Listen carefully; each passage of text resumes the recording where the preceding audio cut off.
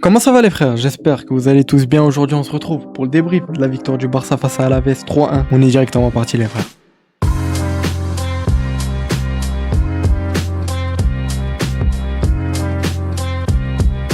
Tout d'abord les frères, je voulais vous dire que ça allait être un débrief assez spécial, un peu dans le même style que face à Girone pour ceux qui s'en souviennent. Pour ceux qui savent pas, je fais du foot, j'avais un match aujourd'hui à 15h15, ce qui fait que j'ai loupé toute la première mi-temps. Je suis rentré chez moi, c'était à peu près la 70e minute de jeu. J'ai regardé les 30 dernières minutes de jeu. J'ai pas pu voir les buts en première mi-temps, j'ai pu quand même voir ce but d'Olmo à la fin.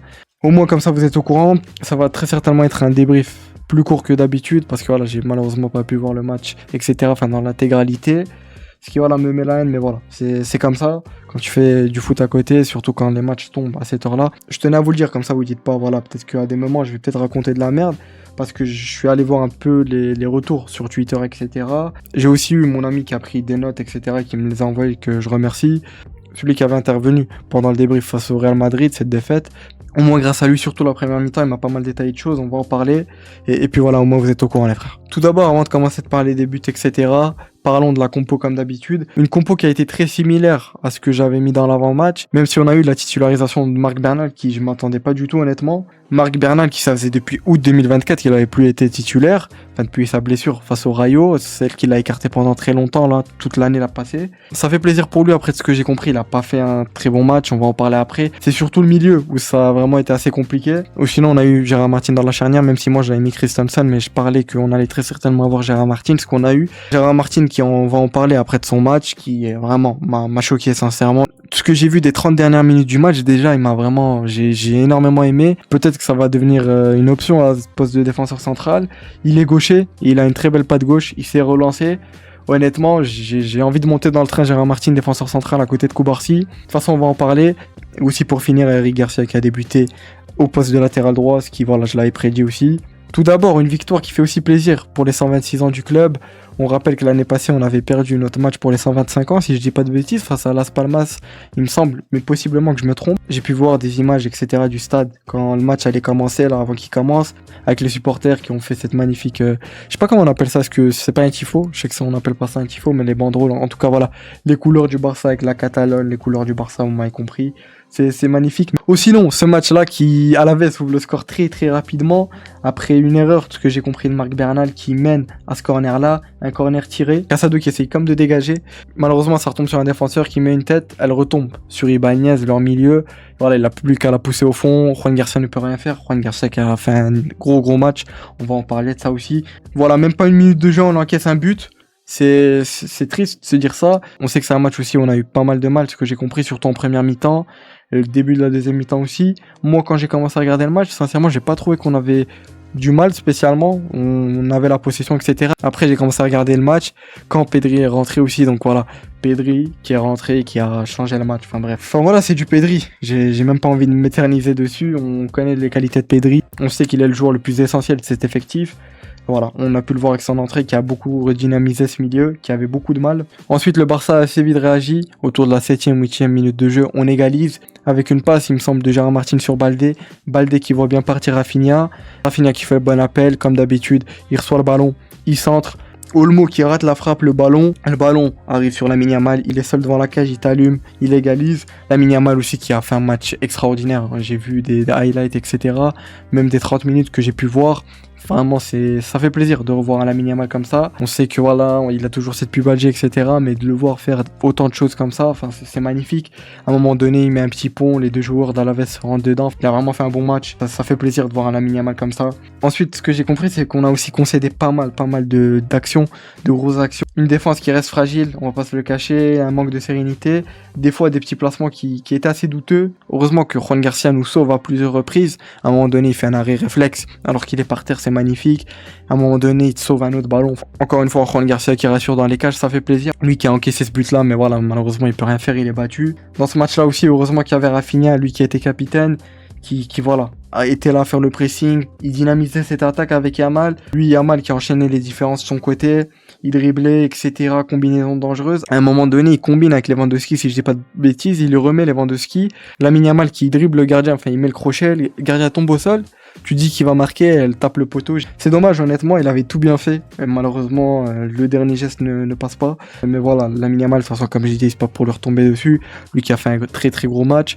Rafinha qui son retour fait extrêmement plaisir, lui qui est sorti à la 60e pour laisser sa place à Pedri. Pedri qui nous a fait énormément de bien honnêtement. Dès qu'il est rentré, on a vu le jour et la nuit. Honnêtement, un Barça totalement différent, un Barça avec plus de contrôle dans ce milieu. Parce que ce que j'ai compris, c'est que vraiment on a eu un milieu qui était beaucoup en difficulté. Bernal qui a pas fait un si bon match que ça. Bernal et Eric Garcia qui sont sortis en début de deuxième mi-temps. Rentrée de Marcus Rashford et Jules Koundé. Eric Garcia qui lui était sorti après avoir reçu un gros coup au niveau du nez. Le mec lui a carrément enlevé son masque et tout tellement le coup était fort. Flick en a parlé, il a dit que voilà il avait mal etc. et qu'il se sentait pas prêt pour continuer mais il va bien. Il y a juste le changement de Bernal pour Rashford qui j'ai pas trop compris. Je pense qu'on a vu un Olmo très certainement jusqu'à l'entrée de Pedri beaucoup plus bas. Je pense que Rafinha a pris la place de 10 et Rashford est allé sur l'aile gauche.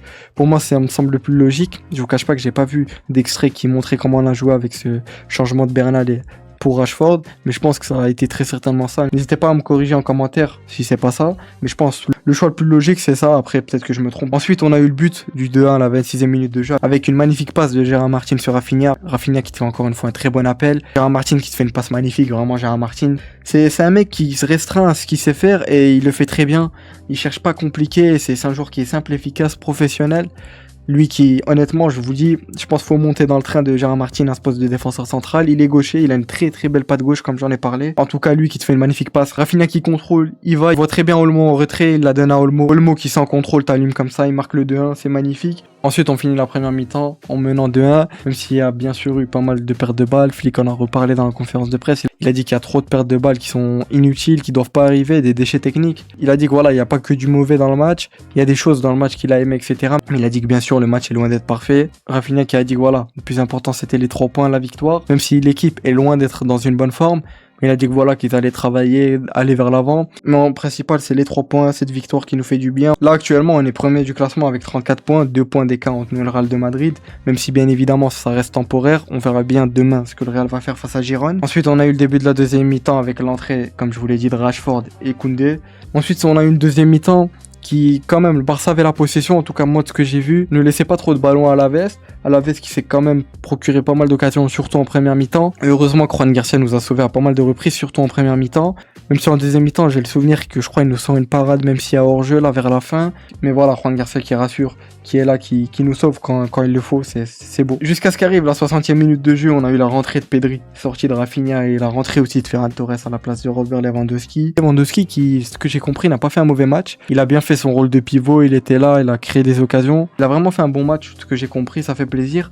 Pedri qui rentre, Pedri qui, avec son entrée, on voit un autre Barça honnêtement.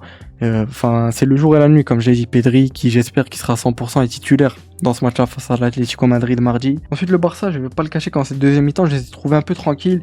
Ils avaient la possession, comme d'habitude. On finit avec 69% de possession, eux 31%.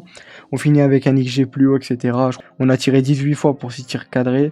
Voilà, en termes de passes réussies, on a 620 contre 232, ce qui est énorme. Une deuxième mi-temps qui a été quand même mieux que cette première mi-temps, on a encaissé pas mal d'occasions. On a aussi eu la rentrée de Christensen et la sortie de Cubarsí autour de la 84e minute de jeu. Cubarsí qui se tenait un peu l'adducteur à un moment après un duel là quand il tombe. Mais en tout cas, j'espère que c'est rien de grave pour Cubarsí. Christensen qui est rentré, qui voilà, honnêtement, il est rentré quelques minutes, il a pas eu énormément de temps de jeu, donc on peut pas trop juger son match, mais voilà, j'ai pas envie de dire qu'il a fait une bonne entrée ou une mauvaise. Jusqu'à ce qu'arrive en fin de match ce but de Dani Olmo pour le 3-1 après cette passe décisive d'Yamal. Au début de l'action, t'as Pedri qui touche Olmo.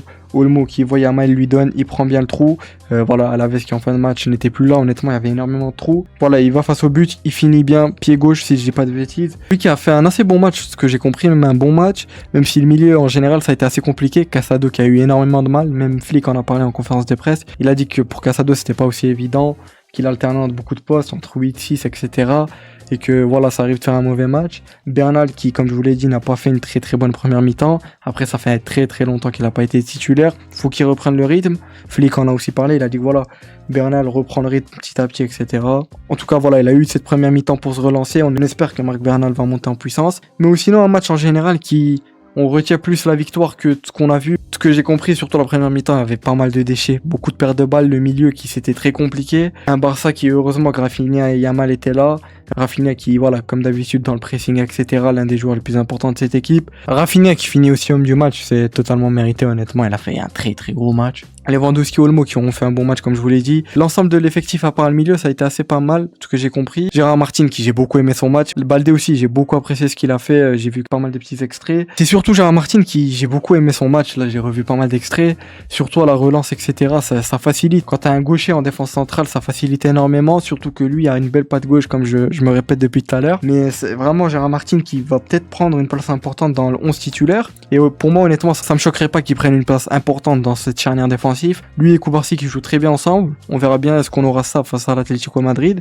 Après, est-ce que dans les grands matchs ça va fonctionner? Honnêtement, on verra bien. Mais pour l'instant, face à Bilbao, il a fait un très très bon match. Là, face à Alaves, il a joué tout le match et il sent une performance magnifique. On verra bien comment ce cas Gérard Martin va être géré. On sait que Flick va lui en parler. Il a dit que voilà, Gérard Martin monte en puissance, que ça va devenir une option dans cette charnière, etc., qui va prendre l'importance.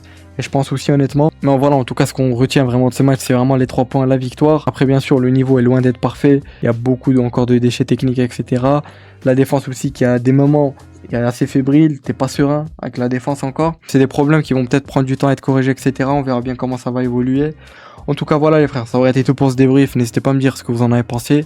Un débrief qui est assez particulier, comme j'ai pas pu voir tout le match, comme je vous l'ai expliqué en début de vidéo. On se retrouve lundi pour l'avant-match Barça-Atlético. On enchaîne avec un gros match face à l'Atlético. Encore une fois, un grand morceau, un grand test. On verra bien comment ça va se passer face à cette équipe de l'Atlético qui revient bien quand même. On aura l'occasion d'en parler dans l'avant-match. C'était Azro, portez-vous bien, prenez soin de vous. Passez une excellente fin de week-end. Ciao les frères.